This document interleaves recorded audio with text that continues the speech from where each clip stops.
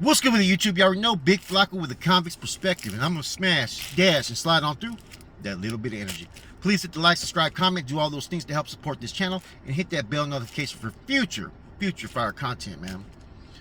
Hope everybody's having a positive day, staying productive and whatnot. And these kind of stories that I tell from time to time on here are sad, man.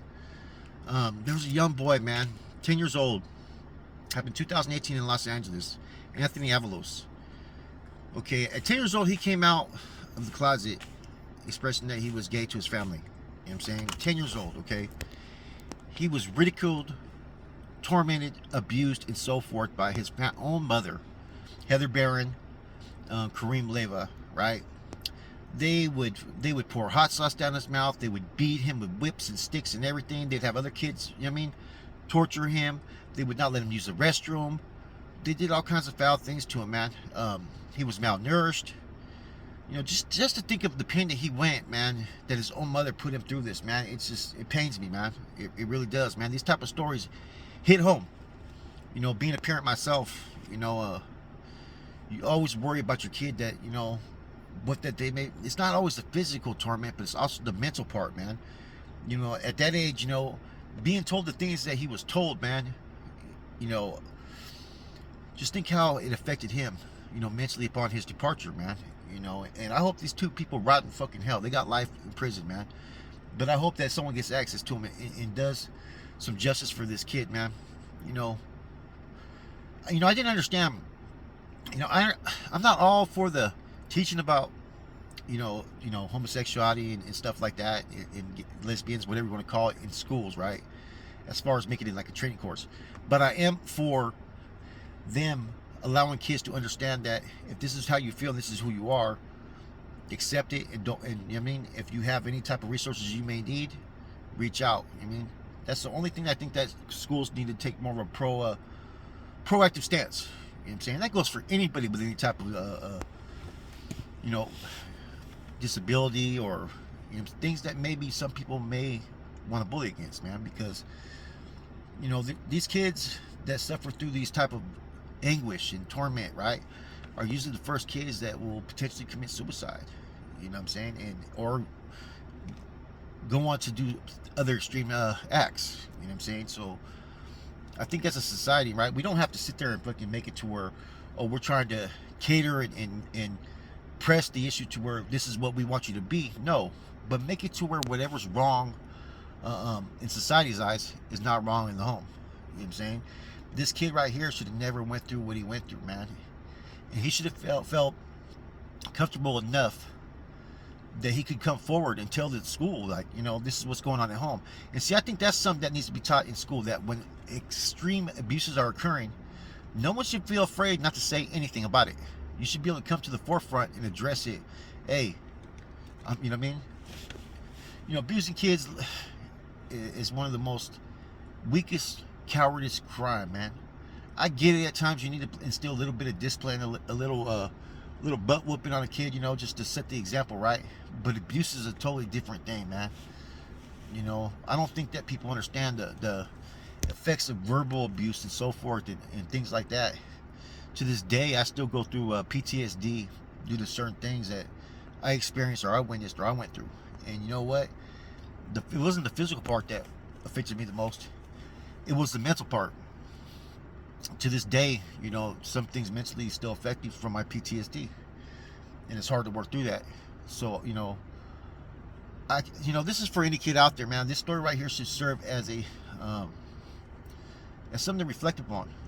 He's not the only one, but no kid should be victimized. No kid should be abused, and in society's eyes, we categorize people too much. And I've said that once again, like, there should be no categories.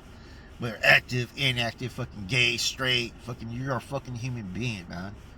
You know what I'm saying? Treat others the way you want to be treated. Simple as that. Understand there's a cause and effect in every action. It gives off a reaction. A lot of people don't comprehend that. This world is like I said, it's a crazy world, man. The things that we're seeing in today's society, the murders are increasing. The type of violence that we're experiencing is worse. You got this fentanyl epidemic that's getting worse.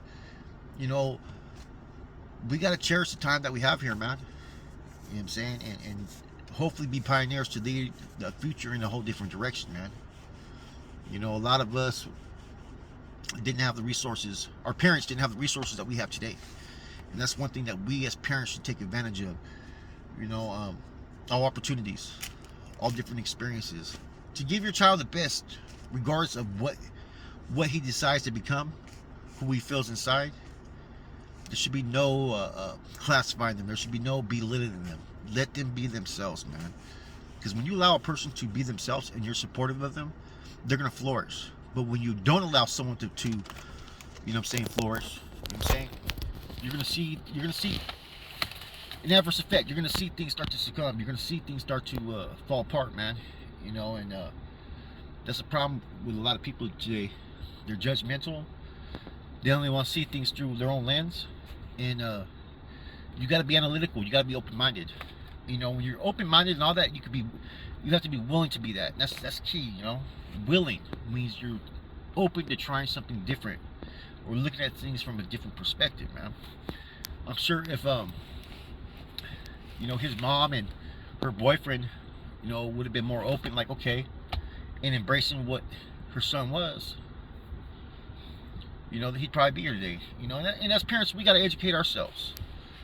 You know, we can't use everything as an excuse. Oh, I didn't know any better. I would do better. Nah, it doesn't always work that way. You find a way to know better.